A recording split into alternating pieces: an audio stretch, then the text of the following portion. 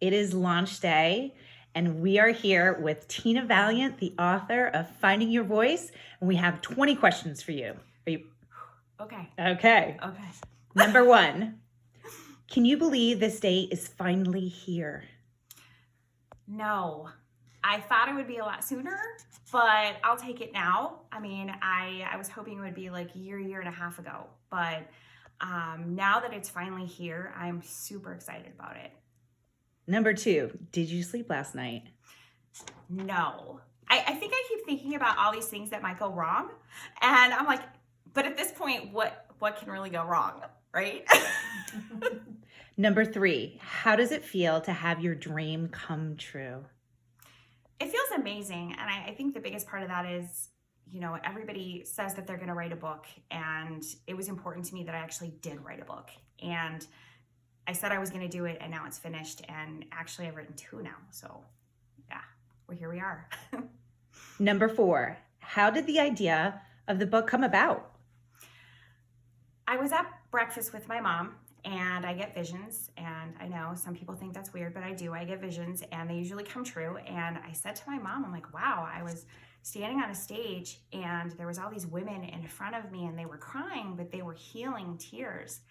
I said, I think I'm supposed to create these women workshops, and I think that I am supposed to write a book. So I need to explore that a little bit more.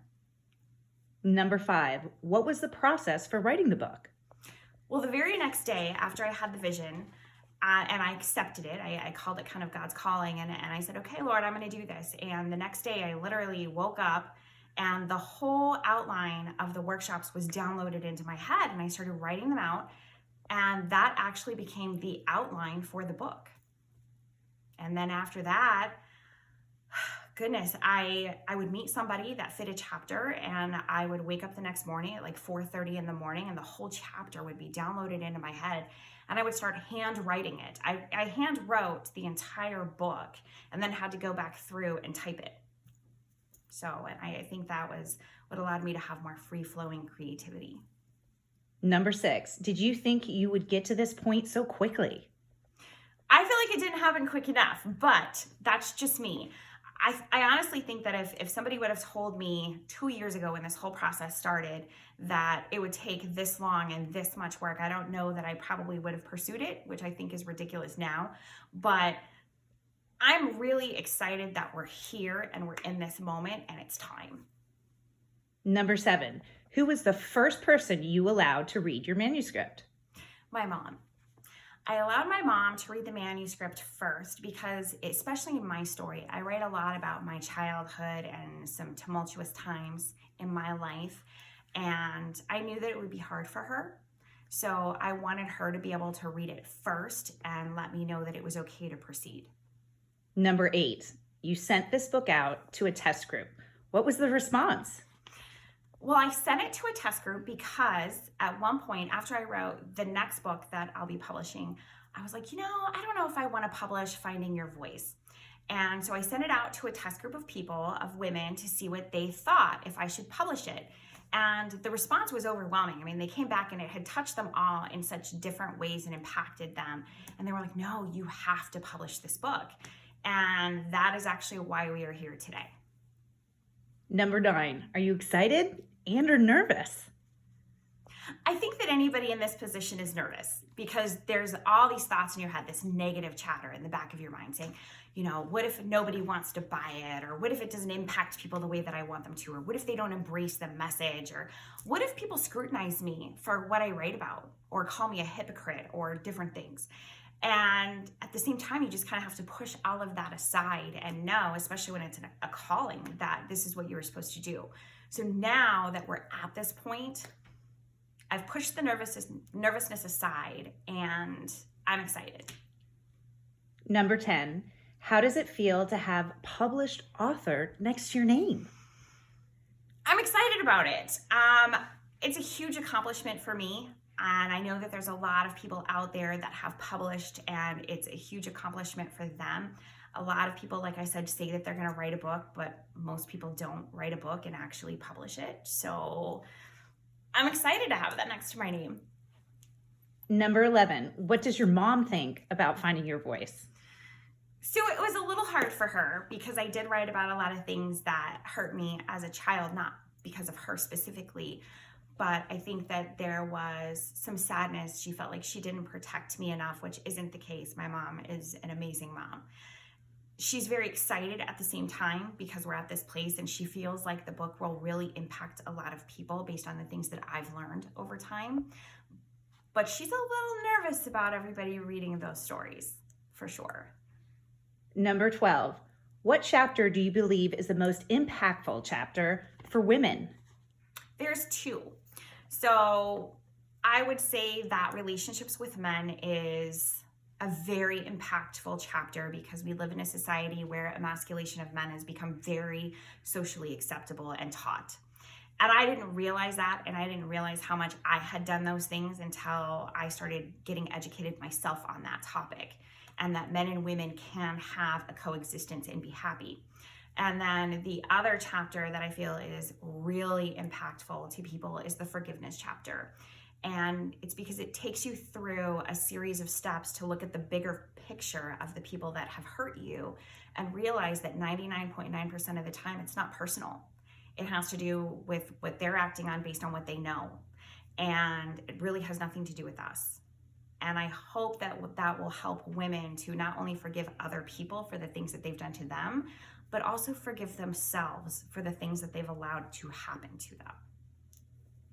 Number 13, what chapter was the most challenging to write? My story. My story was actually, it's the first chapter in the book, and it was the last chapter that I wrote.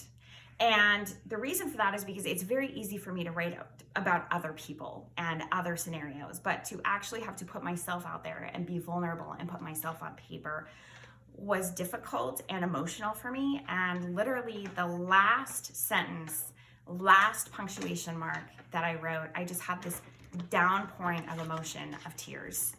And it was almost like, okay, I can let it go now. Number 14, what was the easiest chapter to write? You Are Enough. And that is because that is my dear friend and personal assistant, Mariah's story. And she's okay with me sharing that with you. I call her Maria in the book. And I watched this incredible transformation in her life and her begin to find who she was and make choices for herself and not be codependent on other people and really stand up for herself and realize that she is enough just as she is. It was just an amazing, miraculous transformation over the last 3 years. And so it was very easy for me to write that chapter. Number 15, when some people hear that you've written a book for women, they assume it is for female liberation. What are your thoughts on that? I actually get a lot of scrutiny from men. Oh, you wrote one of those women's books. Yeah, you know. And I'm like, no, it's not women's liberation. It is a book about trying to coexist and be happy with men in our relationships and our lives and stay true to who we are. It has nothing to do with, you know, women are better or women are stronger or anything like that. It has to do with who are we as women really? And we can be gentle and we can be kind and we can be loving and generous and caring and all of those things that we're meant to be and be women. Number 16, would you recommend men reading Finding Your Voice? So I did send it out to a few of my male friends and they gave me a lot of comments about the book and they loved it. It helped them to have insight into kind of how women think and what we experience. But the most interesting part of them reading the book was, okay, now we understand what you guys think. Can you please write a book for us that gives it more depth? Like, we need to understand you guys better. Number 17, how are you hoping your book will impact your readers? If I can help just one woman let go of the negative things from her past and move forward and find who she is and what she wants and start living that best life, all of this has been worth it, even if I could just reach one. So I hope that women will embrace this and realize that they do have a voice, their feelings do matter, and what they want and desire doesn't have to be put on hold because they have a family or are married or taking care of other people. Number 18, how did you come up with the title, Finding Your Voice? So it's in my story, and I was married for 12 years to a man. I got married very young, and I was married to a man that I didn't have a voice at all. I wasn't allowed to pick my clothes, wear high heels, carry a credit card or a checkbook, change my jewelry, anything. I mean, I couldn't pick my cars. I wasn't even allowed to pick the washer and dryer that I was going to use on a daily basis. And when I left that marriage, which I feel was almost a fight for my life, I had to find who I was. I didn't know what type of music I liked. I didn't know how I liked to dress. I didn't know what my dreams and aspirations were because for 12 years, I wasn't allowed to think. So that's how I came up with the title, is that everybody has a voice. So let's find yours, so Finding Your Voice. Number 19, once you came up with the idea for the book, how long did it take you to write it? 6, 7, 8 months, somewhere in there. I'm not the type of writer where I just sit down and I'm like, okay, I'm gonna write a chapter today, or I'm gonna write today. I have to be moved. I have to be motivated. Something has to happen, or I meet somebody that brings forth the ideas of that chapter. And I never know what the full chapter is gonna bring until I start writing.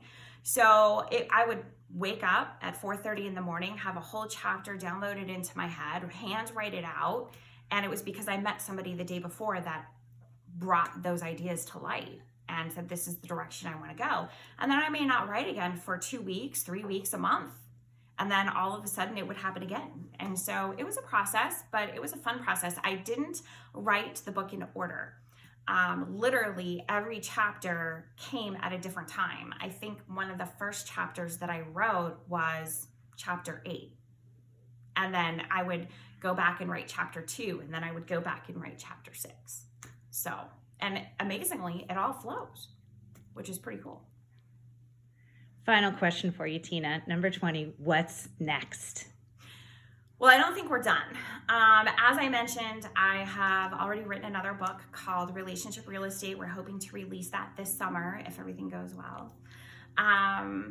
I am writing workshops for real estate and for women currently. I will continue to write. I might write that men's book at some point. I don't know. I'm not a man, so I'd have to have a lot of insight from other men into that. And you never know. I mean, I do a lot of speaking, a lot of podcast interviews, and I just want to motivate people. And I just don't think it'll stop here.